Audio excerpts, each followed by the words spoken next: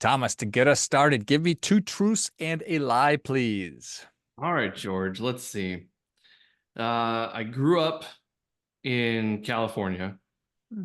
I've run a marathon and completed without training. And my grandmother was the 21st of 21 children. The 20th of 21 kids? The 21st of 21 kids, Oh, maybe. potentially. All right. Those are really good. You were born in California. You ran a mile without training for it, and grandma was potentially the 21st of 21 children. My goodness. Well, California, why not? Running a mile without training? Foolish, but maybe. Grandma, they had more kids back then. I'm going to say that you weren't born in California, Thomas.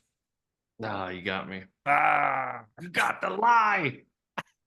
How awesome.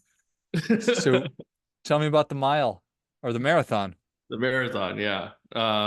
It was November of 2011. I was in Hawaii. I'm from Hawaii. That's where I was Oh. born.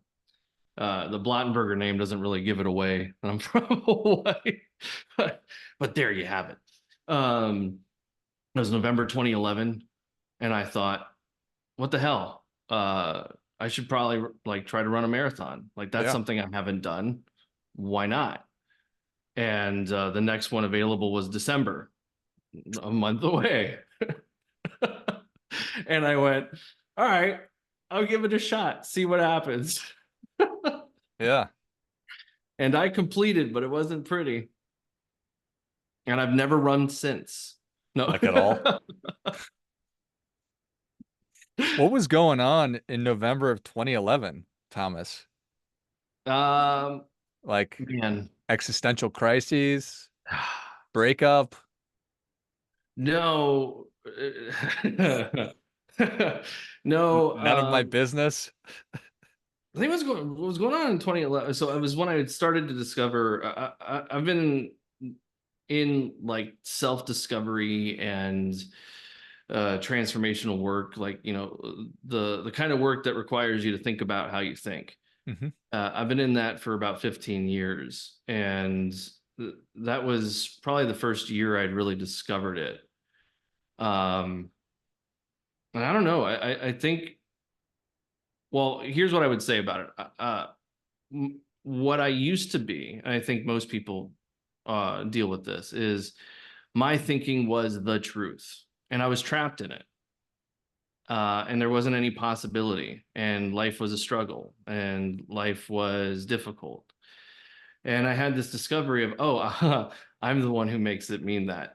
Mm. I'm the one who's responsible for that. And I think that newfound discovery was just like, I can do anything. Why not take on a marathon? Let's go. Um, Now, I will say my discovery out of that is there is still being prudent. You can do anything, and prudency wins the day when it relates to surviving things. I did survive that, but very difficult. Yeah. Sometimes discretion, the better part of valor, right? Yeah. Prudence. Okay. I love everything about that story. I think it's awesome. I'm like, well, you know what? I need to really rethink my thinking. And what if the opposite of what I believe is true? And I can do anything, including run a marathon without even training for it. And you were right. Yeah. There you go. Awesome. And grandma was in fact the 21st of 21 kids. That is amazing. Was she where did this happen and why? Yeah, that was also in Hawaii. Okay. So my mom's side, which is the grandmother on my mom's side, maternal grandmother, we go back six generations on the island, Wow. Portuguese. But my dad's pretty much all German, so that's why my face looks the way it does and my name looks the way it does. Um, but yeah, no, I guess maybe island fever. She didn't really have much to do, my grandmother. I don't know, or my great grandmother. I don't Yeah. know. I can't even fathom it today. Uh, I have one, and I go, whoa. Yeah, it's a lot for Yeah. sure. Wow. Well, that's a whole nother podcast episode. So I love it. That's a job well done on two truths and a lie, Thomas. What is top of mind for you right now? What is literally, well, there's a lot of things that are top of mind, but what's literally top of mind was when I was listening to some of the other shows is some of your most recent guests I've actually met. Small world. Yeah. I was looking through it. I'm like, it was Lane from Hawaii, and then Chad. I met him at an event in 2017. And I was like, oh, all right, so yeah, Georgia's got some good people on here based on confirmation bias. Yeah, for sure. Uh, He's a smart guy. right.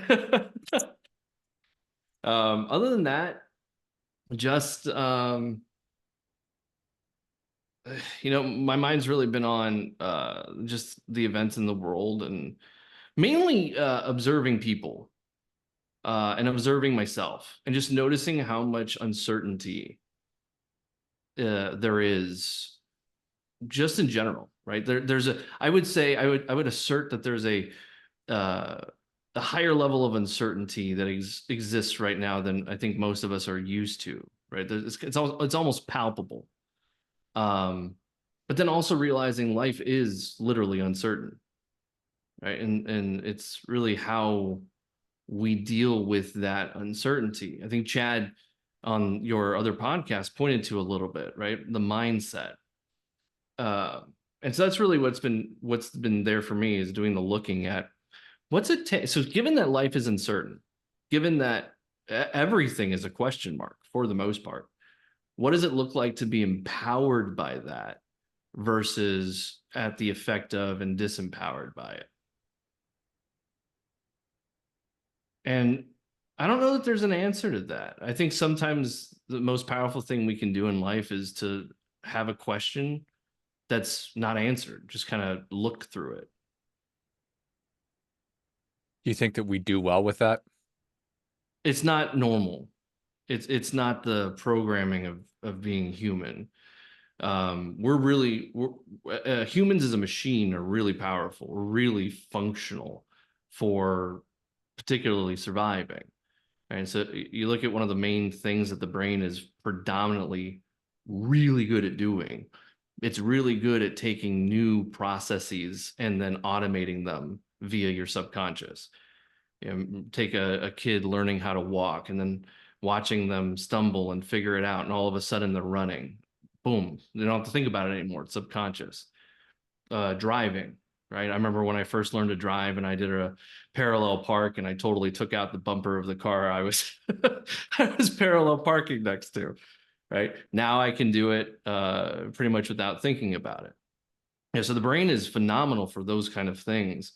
It's not really great at questioning itself. That actually takes some kind of that takes intentional fatiguing effort. And I think there's a lot of value in doing it because a lot of times what we think is the truth is just a story. And it's just something we've made up or our version of reality. And if I'm not really willing to question my version of reality, I don't ever have access to discovering things that might be more powerful. There's a lot of important stuff there. I think that I certainly follow a lot of predictable patterns and habits. I like routines. I like to do things. And talking about learning how to walk, learning how to talk, we're sort of constantly, for lack of a better term, up leveling, and we Mhm. understand how to do something, and then we're able to execute that, and that's comfortable. And then all of a sudden, you've got a job, and you've got bills, and you've got kids and obligations, and so it makes it more difficult to keep up leveling. Yep. Yep. Well, it's also that it explains why there's people that have a lot of things and still aren't happy. Hmm. It also explains that because like what I picture is, the first time I started dating my wife and just what that experience, that newness, that experience, right? The discovery. And then what can tend to happen is it becomes routine, right? It's from, wow, this woman's amazing. Look how who is this person? Who is she? What to, oh, that's my wife. Right. And it almost becomes like a given.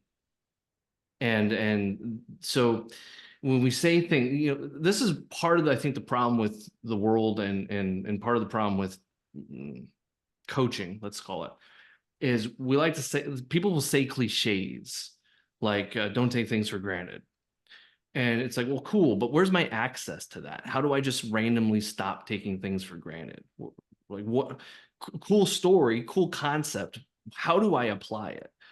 And one of the ways I see to apply it, this could be the tip, right? But one of the ways I see to apply it is notice in your life how many routines you have, how often you go to subconscious.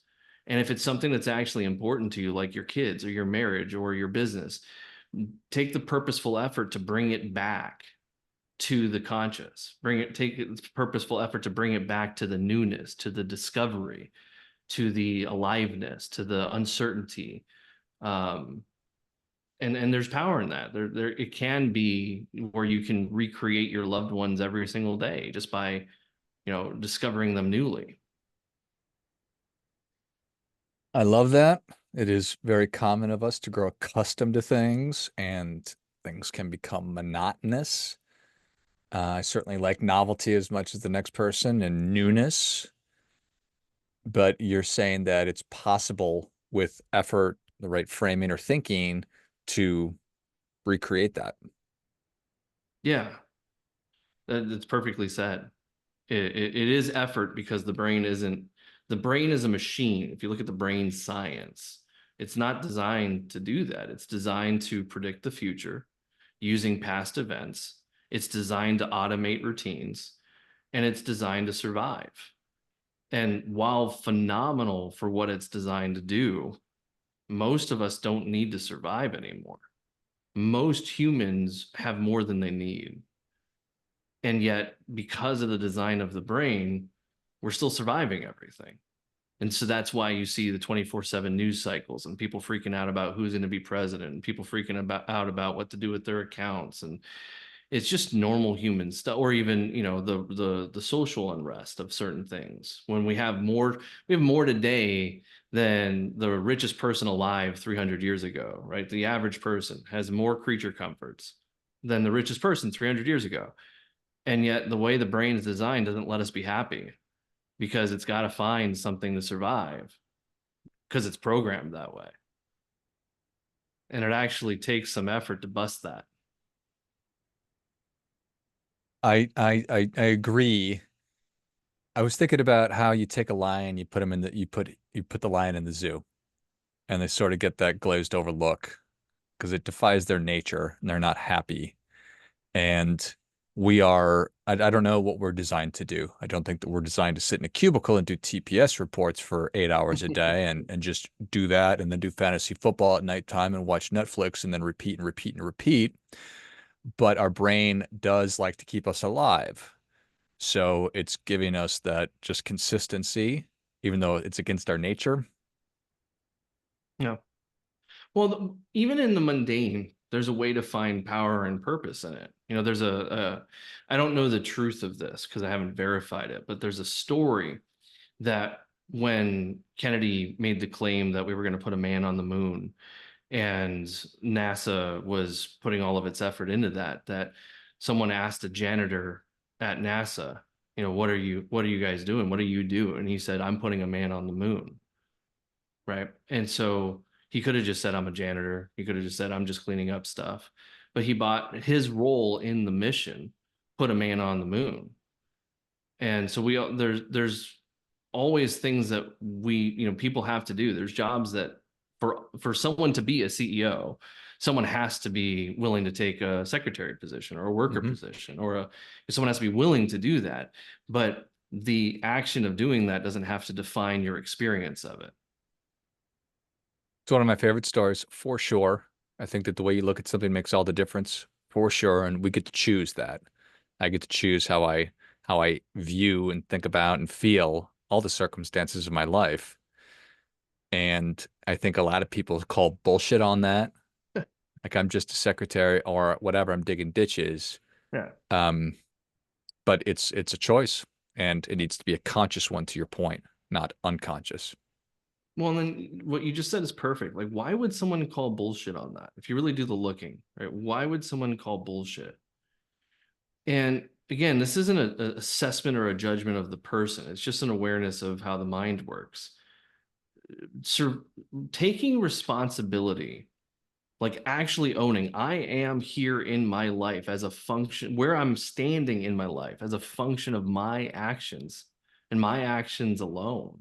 The things I chose to do, the things I didn't choose to do, the conversations I chose to have, the conversations I didn't choose to have. Um, it's anti-survival to be responsible for what your life looks like. It's very much so survival and natural and normal to go, well, I'm just a secretary because XYZ. I'm just here because my parents did this, because my wife said this, because of, and it's not wrong or bad. There's just no power. And most people live life with no power. It's a locus of control, my belief in my ability to impact the world that I'm the water I'm swimming in or whatever. Yeah, and this isn't, I want to be clear, this isn't like some frou-frou, like fuzzy, touchy-feely conversation in regards to like, oh, just think good thoughts and life will like magically be sunshine and rainbows, right? It's not that. It's about what gives you the most power and to deal with life, because life's going to happen. Things go crazy, right? Like there are circumstances beyond your control, and it's foolish to think that you could control some of the circumstances. But what gives me power is who I am in it, right? What are my choices in it? How did my choices get me here, right? What can I be responsible for in it so that I see actions I could take differently? If it's always someone else's fault, there's no actions I need to take. So if there's no actions I need to take, I'll just keep repeating the past with different people or different scenarios, and it'll always be someone else's fault. That happens a lot with money and finances. I'll talk to people who have had their seventh advisor, and it's like, I'll be the seventh person they're interviewing, and we'll deal with that. Like, well, what happened in the past? Oh, well, this person gambled with my money. Okay, well, then what happened with this person? Oh, well, this person lost all my money. Oh, what happened with this person? Well, this person embezzled it. All right, well, what happened with this person? Well, this person, didn't make me anything, but didn't lose me anything either. It was just flat. And he goes, well, how much, the question that comes to mind in that kind of a conversation is, well, how much did you try to learn about this stuff? And they'll say, well, I just trusted them. Well, there you go. There's your locus of responsibility, right? Hmm. So There's so many things, and that's probably, do you think that, I think that right now, I know that society is telling us that there are a lot of things that are forces impacting us. But do you think that that's a biological or hardwired thing in us to say this is why I'm here instead of saying how am I going to get out of here? can you expand upon that a little when you're saying like, how do I get out of here, or why Yeah, am I it's here? it's like why somebody told me years ago, they said people argue for their limitations. So why am I here? Because, because I was abused as a child. Horrible. But you're going to spend your life as a victim versus you're going to spend your life as a survivor. Yep. Yep. Okay, I get what you're asking there. Um, well, again, it's all brain science. It's just the condition of a human. The default position is surviving life. And nothing allows for survival more than someone else being responsible Hmm. for why it looks the way that it is. Because then, you got to get, well, you don't have to get, but it's an opportunity to get, right? How how risky it actually is, how much risk you have to take to be willing to say, this is my fault. How, like, because there's so much behind that, right? Well, if it's my fault, I'm a failure. I didn't do it right. I messed up. And it's all things we're kind of like taught to shove under and not really admit or acknowledge, right? It's besides the fact that it's kind of a human condition to survive. Um, you know, now there's no evidence of this as far as I don't have a claim or a study this is just anecdotal, but I noticed like if someone tells the truth as a kid and then they're punished, what would that reinforce? Mm. Well, that would reinforce not telling the truth, right? Mm-hmm. Like when I tell the truth, when I say what's actually there for me to say, things go bad. I get punished. So I got to pretend it's all okay, or I got to not say what's actually there, or I got to blame someone else. Incentives, and then the abdication of responsibility. Somebody else, somebody else's fault. My Yeah. my my default is keep myself alive and just staying in the shallow water. Then that's where I'm gonna stay. And And it's safe, but it's not alive. not at all. Yeah. And it's safe, but it's not an adventure. Being willing to, I've broken my business more times than I can count at this point. I was in the industry as a certified financial planner and a insurance guy, predominantly selling permanent insurance policies. And then I discovered some of the investing things that we were doing didn't really make sense. They seemed like they were gambling with people's money, and I couldn't explain them to clients. I was just told that I should do those things. And when I discovered that what I was doing wasn't working and discovered like, oh no, there's actually economic science to how you invest. Like, given that markets are driven by supply and demand, there's an economic formula and science to a lot of this stuff that if I just adhere to with my investing, it's particularly and specifically with my capital markets like stock markets, life goes really nice over a long period of time. But we're not taught that as practitioners. So I learned that and I brought that to my old firm and they were like, shh. They're like, dude, What are you if doing? people learn to not be worried about the markets, they won't buy the insurance stuff. Mm. Like, so what are you doing? Be quiet. And I'm like, oh, we're the bad guys. All right, awesome. Good to know. I had no idea. And I left a high six-figure revenue to start this business with nothing, right? Zero. And then I had a business partner until the beginning of this year, and she was my best friend. And it wasn't working. And it hadn't been working for years, but I'd avoided the conversation because I didn't want to damage the friendship. And I mean, I know there's tons of people out there that are experiencing things like that. They've got businesses that aren't working because of relationships that they got that don't want to hurt. They've got marriages that aren't working because of relationships they got that they're just not being honest about what's there, right? It's too risky. And I ended up being honest. It finally, was time to say what there was to say, and we split. And we're not friends anymore at this particular moment. I have a commitment and a hope that that gets repaired, but at this moment, that's not reciprocated, and it's okay. It's life. I mean, I'm alive as a function of embracing the risk. And then right now, I'm looking at breaking it again because I'm a financial planner. But the conversation you and I are having right now about life and about the difference that can be made for people in discovering um, this kind of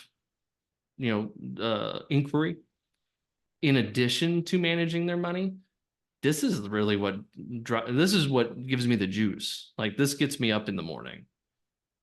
And I don't know what that looks like because I've been a planner for 15 years. Mm-hmm. But if you're not willing to do that, if you're not willing to shake it up, that's where the life really gets lived. That's been my experience of it. It's inside of that I've had the most opportunity to really just get present to, wow, shit's great. Like, Shit is great for sure. thank you for So, allowing me that my tirade there for a no, second. 1000%. You know, I appreciate I appreciate I appreciate your thoughtfulness and everything you're talking about, and also your predicament, for lack of a better term, because you had success in a challenging industry and had developed a practice, doing something that you knew how to do, sort of like the conversation from earlier. You sort of level up Yep. and okay, now I know how to do this, but I'm going to break the thing because it's no longer satisfying or bringing me the joy that I'm looking for out of my career and my life, and I've only got one crack at this deal. So there's Yep. no better time than now to reassess. Yep. I couldn't say it better. That's well, I guess the only other thing there that I'm noticing is either you break it or someone else will break it for you. Hmm. Like there is no, especially in today's world, this is one of the things I love about capitalism and free markets, or at least free-ish markets, is someone's always trying to come up with a better version of what you got. And if the moment you get comfortable is usually the moment you lose the battle. Face forward or face the possibility of extinction. Like that was Yeah. from Mallrats, Thomas. Oh, Remember look at that. Mallrats? It's a pretty good one. Yeah. I remember, I think I saw that in a museum about that. No, I'm just kidding. Yeah, well, for sure. 1,000%. It's a historical artifact at this point for sure. So, Well, and pointing this back real quick, just what does all this have to do with finances and money? Well, what it has to do with is this is why most people are never happy, even when they make more money, when they get more stuff, when they have more resources, when they have multiple businesses. There's that momentary, I've made it. This is, I've got that car. Ooh, wow. I never thought I'd be able to get it. I got that business. I got that property. And there's that momentary, ah, and then inevitably it loses its newness. It becomes routine. And then it doesn't bring joy anymore. And in most instances, it just becomes something else to compare against. well said, brother. Well, we're going to have a difference making tip. So, you've already given us a lot of things to chew on and think about, but we're ready for the difference making tip, Thomas. What do you have for us? All right.